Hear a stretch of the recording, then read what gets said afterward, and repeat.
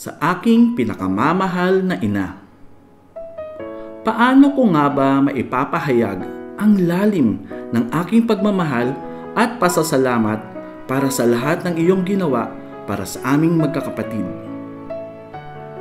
Hindi ka lamang naging isang ina, kundi isang ilaw na gabay, haligi ng lakas, at halimbawa ng walang kondisyong pagmamahal.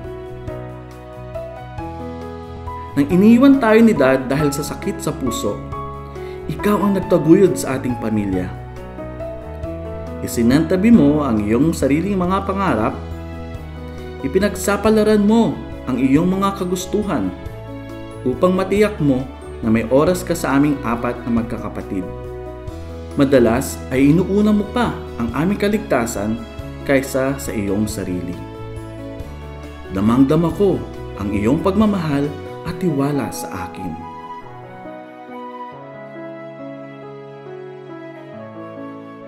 Ang iyong karunungan, kabaitan, at mahabang pasensya ay nagsilbing mga gabay at humubog sa akin patungo sa individual na sino ako ngayon.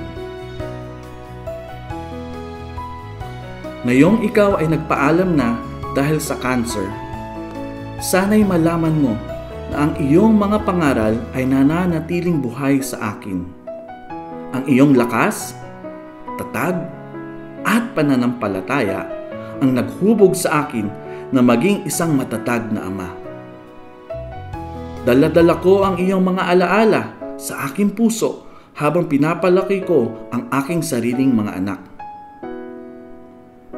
Dasal ko na maipakita at maiparamdam ko sa kanila ang init ng pag-ibig na iyong ipinadama sa akin nung ikaw ay nabubuhay pa.